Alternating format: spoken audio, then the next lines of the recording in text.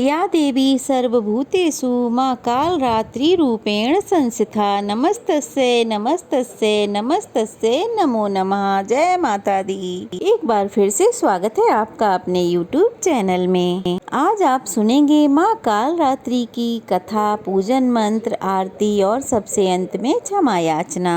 नवरात्रि के 7वें दिन माँ भगवती के कालरात्रि रूप की पूजा की जाती है। माँ ने असुरों का वध करने के लिए ये रूप धारण किया था। कहते हैं जो भी भक्त सच्चे मन से माँ कालरात्रि की पूजा करता है उस पर भूत प्रेत और बुरी शक्तियों का साया नहीं रहता।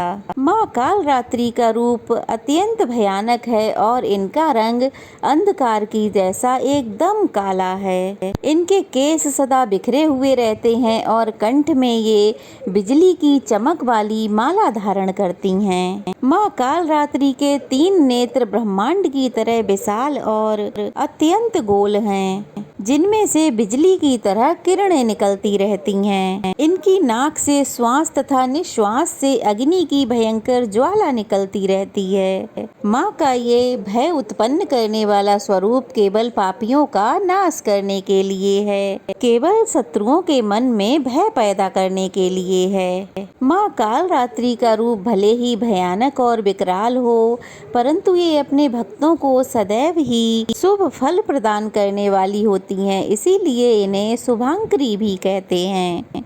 देवी की 4 भुजाएं हैं। दाईं ओर की ऊपर की भुजा से महामाया भक्तों को वरदान देती हैं। नीचे की भुजा से अभय का आशीर्वाद प्रदान करती हैं। बाईं भुजा में क्रमशः तलवार और खड्ग धारण करती हैं। माँ का प्रिय रंग लाल है और इन्हें रात रानी का पुष्प बहुत प्रिय है।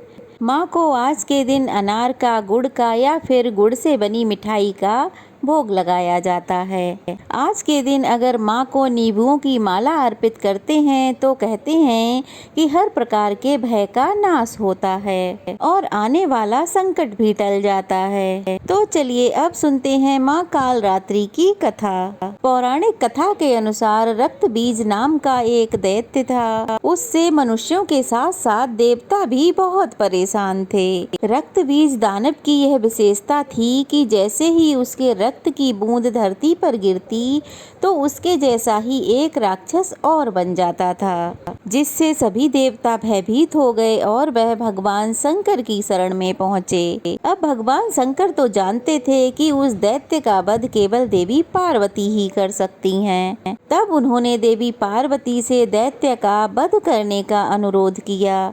तब भगवान शंकर से देवी कहने लगी, हे प्रभु, आप मेरी ओर से दूत बनकर उस दैत्य के पास जाइए और उससे कहिए वह युद्ध के लिए उपस्थित हो, और उनके अलावा जो कोई भी अन्य दैत्य वहां युद्ध करने के लिए तत्पर हो उनसे भी कहिए। जो तुम्हें अपने जीवित रहने की इच्छा हो तो त्रिलोकी का राज्य इंद्र को दे दो। देवताओं को उनका यज्ञ भाग मिलना आरंभ हो जाए और तुम पाताल को लौट जाओ। किंतु अगर बल के गर्भ से तुम्हारी लड़ने की इच्छा है तो फिर आ जाओ। तुम्हारे मांस से मेरी योगिनियां तृप्त होंगी, क्योंकि देवी ने भगवान शंकर को उस समय दूत के कार्य में नियुक्त किया था, इसलिए वह संसार में शिवदूती के नाम से भी विख्यात हुई।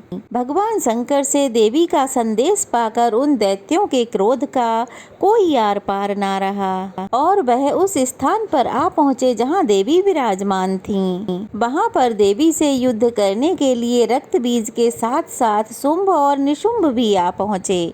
युद्ध के मैदान में आते ही वह दैत्य देवी पर शक्तियों और बाणों की वर्षा करने लगे। देवी ने उनके फेंके हुए बाणों, फरसों, त्रिशूलों को अपने त्रिशूल से काट डाला और काली देवी उस देवी के साथ आगे खड़ी होकर शत्रुओं को त्रिशूल से विदीर्ण करने लगी और खड्ग वाहन से वो चलने लगी।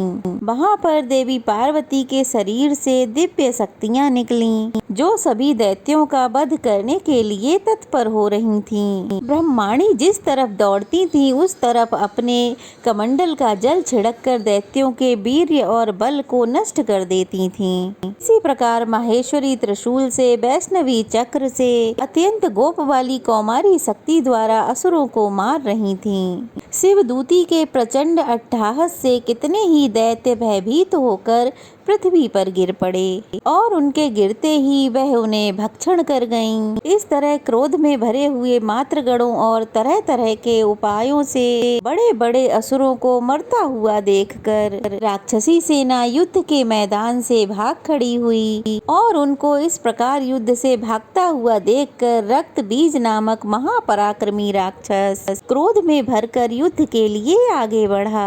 उसके शरीर से जैसे ही रक्त की बूंदें जमीन पर गिरती, तुरंत वैसा ही बलवान उसके ही जैसा शरीर वाला दूसरा रक्त बीज उठकर खड़ा हो जाता। रक्त बीज गदा हाथ में लेकर ऐन्द्री के साथ युद्ध करने लगा। जब ऐन्द्री शक्ति ने अपने वज्र से उसको मारा तो घायल होने के कारण उसके शरीर से बहुत सा रक्त बह निकला और उसकी प्रत्येक बूंद से उसके ही समान बलवान और महापराक्रमी अनेकों दैत्य भयंकर रूप से प्रकट हो गए। वह सबके सब दैत्य रक्त बीज के समान ही बलवान तेज वाले थे। वह भी भयंकर अस्त्र शस्त्र लेकर देवियों के साथ युद्ध करने लगे। जब ऐन्द्रिय के वज्र प्रहार से उसके मस्तक पर चोट लगी और रक्त बहने लगा तो उसमें से हजारों ही पुरुष वहां पर उत्पन्न हो गए। वैष्णवी ने चक्र से, ऐन्द्री ने गदा से रक्त बीज को चोट पहुंचाई और फिर वैष्णवी के चक्र से घायल होने पर रक्त बीज के शरीर से जो रक्त बहा उससे हजारों महाअसुर उत्पन्न हो गए, जिनके द्वारा यह संपूर्ण जगत व्याप्त हो गया। फिर कौमारी ने शक्ति से, बाराही ने खड्ग से और महेश्वरी ने त्रिशूल से उसको घायल कर दिया।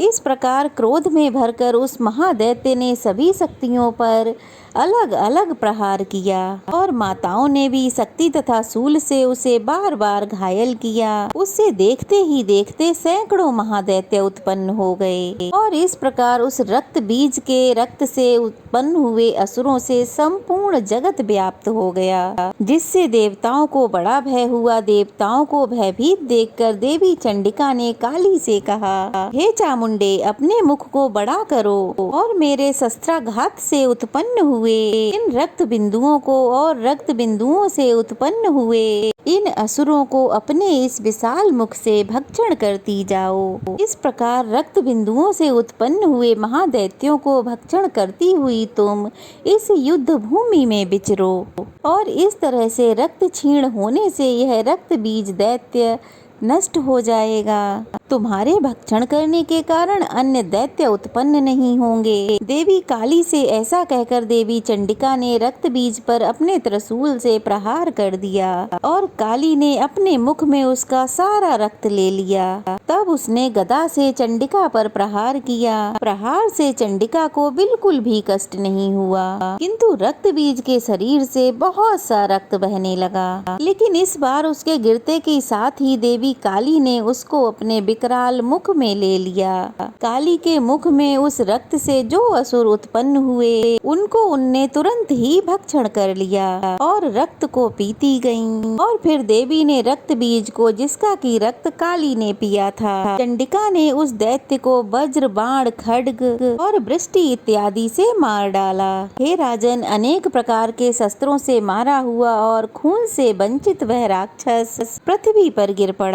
हे राजन, उसके गिरने से देवतागण अत्यंत प्रसन्न हुए और माताएं उन असुरों का रक्त पीने के पश्चात उद्यत होकर नृत्य करने लगीं। इस प्रकार देवी काली ने रक्त बीज नामक राक्षस का वध कर दिया। ये थी माँ कालरात्रि की कथा। अब जानते हैं पूजन मंत्र, आरती और क्षमा याचना।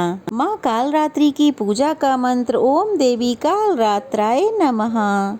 माँ का स्तुति मंत्र, या देवी सर्वभूतेषु माँ कालरात्रि रूपेण संस्थिता, नमस्तस्यै नमस्तस्यै नमस्तस्यै नमो नमः। अब करते हैं माँ की आरती।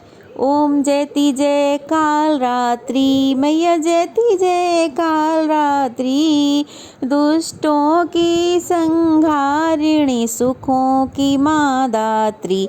ओम जयति जय काल रात्रि, रूप भयंकर माँ का दुष्ट सदा कांपे, भक्त सदा हर्षावे, रिद्धि सिद्धि बे पावे। ओम जयंती जय महाकाली, महामाई तुम जग की दयामयी हो माँ। भैरवी भद्रकाली चामुंडा कई नामा। ओम जयंती जय महाकाली। सप्तम नवरात्रि में साधक करता ध्यान, सिद्धियां भक्त जन पावे, मिटता हर अज्ञान। ओम जयंती जय महाकाली। खड्ग धारिणी मैया बर मुद्रा धारी, सृष्टि करे नित आरती, गुण गावे नर नारी। ओम जयंती जय महाकाली। सर्व जगत है मैया तुमसे प्रकाशित है, कर दो कृपा है मैया हम सब याचक हैं। ओम जयंती जय महाकाली। भूत प्रेत डर भागे मैया जब तुम हो आती, शत्रु भय न सतावे, करुणा हो माँ बरसाती।